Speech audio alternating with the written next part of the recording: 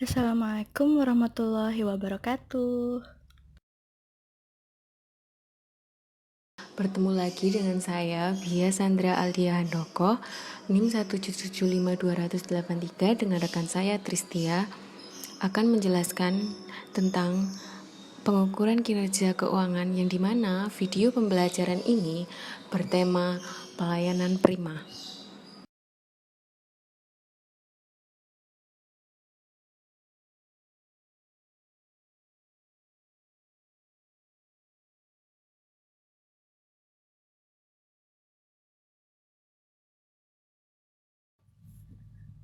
Apa sih pelayanan prima itu? Pelayanan prima adalah pelayanan yang diberikan kepada pelanggan atau masyarakat.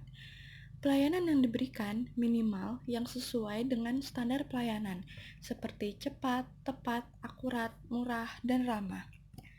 Pelayanan prima juga adalah pelayanan yang dianggap terbaik bila belum memiliki standar. Lalu, pelayanan prima adalah pelayanan yang sesuai atau melebihi standar bagi yang memiliki standar.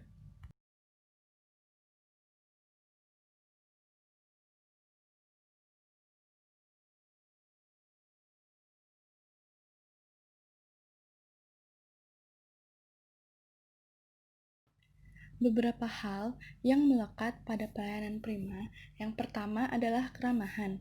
Pegawai yang melayani masyarakat atau pelanggan, maka memerlukan sikap ramah, sopan santun, sabar, dan tidak egois, karena masyarakat pengguna jasa pelayanan berasal dari berbagai kalangan. Yang kedua adalah kredibilitas atau kejujuran. Dalam melakukan pelayanan harus memiliki aspek ini dalam segala hal, baik itu jujur dalam bentuk aturan, jujur dalam bentuk pembiayaan, dan jujur dalam menyelesaikan pekerjaan tepat pada waktunya. Jika bersikap jujur, maka petugas pelayanan dapat dipercaya dari berbagai aspek, misalnya dari segi perkataannya, sikapnya dalam melakukan pekerjaan, dan lain-lain. Yang ketiga, akses. Setiap urusan atau kegiatan yang memerlukan izin, maka akses ini perlu dilakukan. Akses ini akan berpengaruh pada kejelasan informasi kepada masyarakat atau pelanggan. Selanjutnya, penampilan. Penampilan ini sangat diperlukan untuk melakukan pelayanan prima kepada para pelanggan, karena dengan penampilan yang baik dapat meyakinkan pelanggan saat memberikan pelayanan. Misalnya, sebagai resepsionis, maka harus memiliki tutur kata yang baik, berpenampilan yang menarik, memiliki tubuh yang proporsional, dan lain-lain. Dan yang terakhir, kemampuan dalam menyajikan pelayanan. Agar dapat melayani dengan baik, maka pegawai harus memiliki pengetahuan dan keahlian dalam bidang yang dikerjakannya. Misalnya, petugas pelayanan yang memiliki tingkat pendidikan atau pelatihan tertentu, maka jabatannya pun harus yang sesuai dengan keahliannya. Pegawai harus profesional atau harus benar-benar dalam melayani pelanggannya, sebagaimana tugasnya yang harus siap selalu melayani pelanggan yang memang memerlukannya.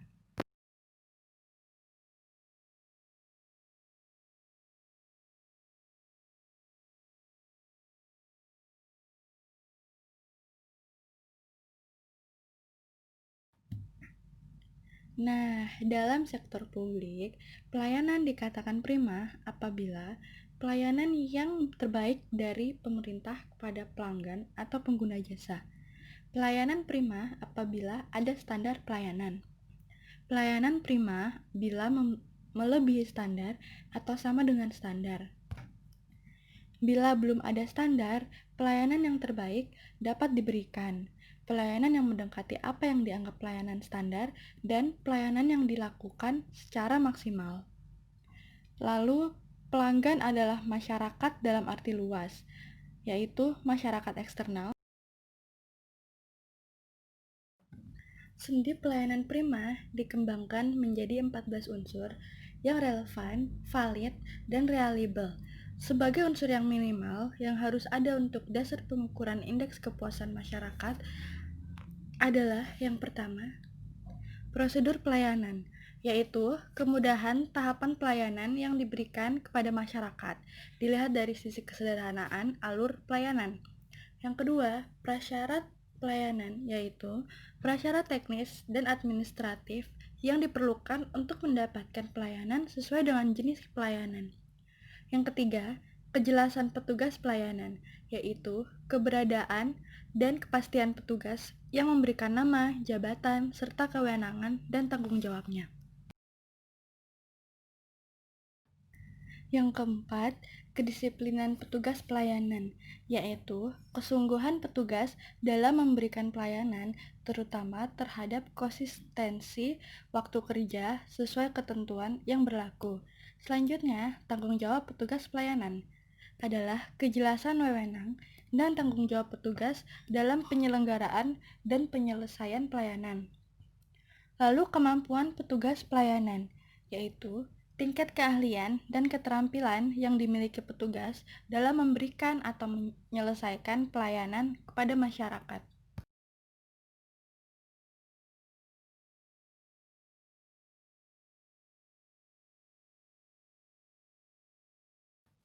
Lalu selanjutnya adalah kecepatan pelayanan, yaitu target waktu pelayanan dapat diselesaikan dalam waktu yang telah ditentukan oleh unit penyelenggaraan pelayanan.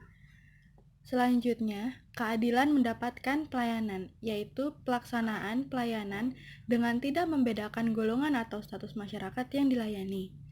Lalu, yang kesembilan, kesopanan dan keramahan petugas, yaitu sikap dan perilaku petugas dalam memberikan pelayanan kepada masyarakat secara sopan. Lalu yang ke-10, kewajaran biaya pelayanan adalah keterjangkauan masyarakat terhadap besarnya biaya yang ditetapkan oleh unit pelayanan. Selanjutnya, kepastian biaya pelayanan, yaitu kesesuaian antara biaya yang dibayarkan kepada biaya yang telah ditetapkan. Yang ke-12, kepastian jadwal pelayanan, yaitu pelaksanaan waktu pelayanan sesuai dengan ketentuan yang ditetapkan. Berikutnya, kenyamanan lingkungan, yaitu kondisi sarana dan prasarana pelayanan yang bersih, rapi, dan teratur, sehingga dapat memberikan rasa nyaman kepada penerima pelayanan. Dan yang terakhir adalah keamanan pelayanan. Terjaminnya tingkat keamanan unit penyelenggaraan pelayanan ataupun sarana yang digunakan sehingga masyarakat merasa tenang untuk mendapatkan pelayanan terhadap resiko-resiko yang diakibatkan dari pelaksanaan pelayanan.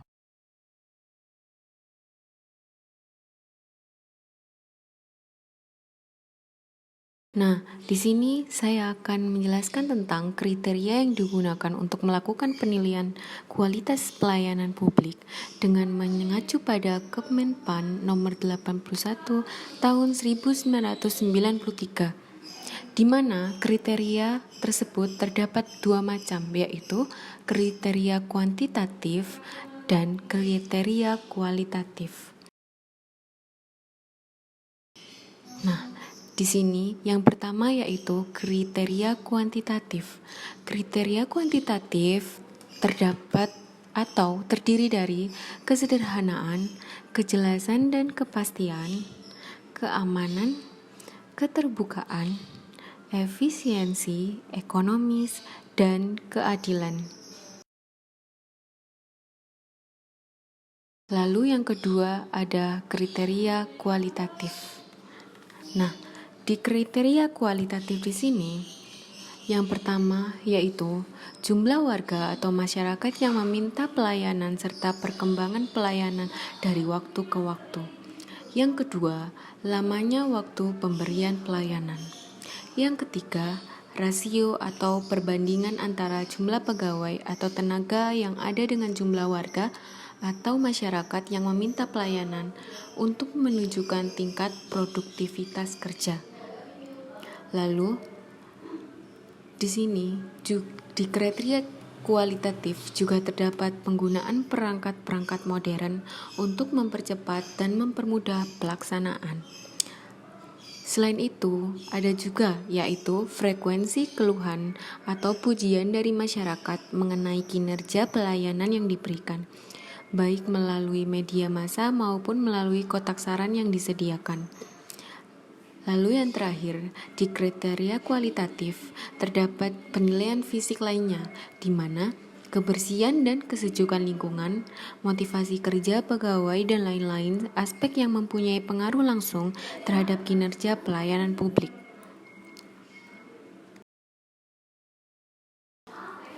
Lalu, di sini kami akan memberikan contoh tentang pelayanan prima, di mana di pelayanan prima kita misalkan sebagai pelanggan internal, di mana jasa berupa tenaga dan keterampilan merupakan pengorbanan yang dilakukannya secara langsung maupun tidak langsung untuk perusahaan atau organisasi tempatnya bekerja. Sedangkan kepuasan bagi pelanggan internal bisa berupa imbalan yang diterima atas pengorbanan yang dilakukannya itu, atau bisa juga berupa kesenangan dan kenyamanan dalam suasana bekerja yang didapat di tempat atau lingkungan tempat kerjanya itu.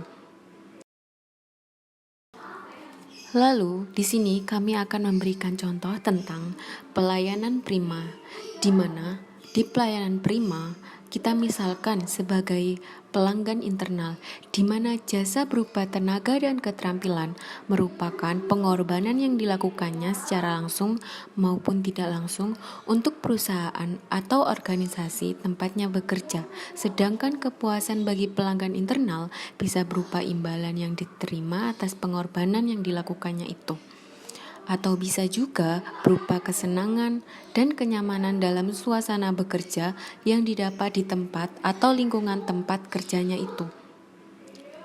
Lalu, yang kedua, ada juga untuk pelanggan eksternal, di mana harga atau biaya yang harus dikeluarkan untuk memperoleh barang atau jasa merupakan pengorbanan yang dilakukannya untuk sebuah perusahaan atau organisasi yang memproduksi barang atau jasa tersebut. Sedangkan kepuasan akan diperoleh bila adanya kesesuaian antara harapan dan kenyataan yang diperoleh, yang dimana mencerminkan dari mutu kualitas barang atau jasa yang diterimanya dari pihak yang memproduksi barang atau jasa tersebut. Lalu, dari kedua materi tersebut atau contoh tersebut bagi pelanggan internal dan pelanggan eksternal, tentunya pelanggan mengharapkan timbal balik setelah diterapkannya pelayanan prima, yaitu yang pertama, meningkatnya kualitas barang atau jasa atau better. Yang kedua, semakin cepat pelayanan yang diterima atau faster. Yang ketiga, adanya pembaruan dari produk atau jasa yang ditawarkannya atau newer. Yang keempat, harga yang semakin murah atau cheaper. Yang kelima, fasilitas yang semakin mudah atau semakin sederhana, more simple. Lalu, dari paparan contoh tersebut, di mana pelayanan prima sebagai syarat mewujudkan kepuasan pelanggan dan sebagai kunci keberhasilan dalam pelayanan prima adalah terletak pada sikap mental SDM atau sumber daya manusia dan tingkat profesionalisme SDM yang tentunya didukung oleh tingkat upah atau gaji atau kesejahteraan yang memadai.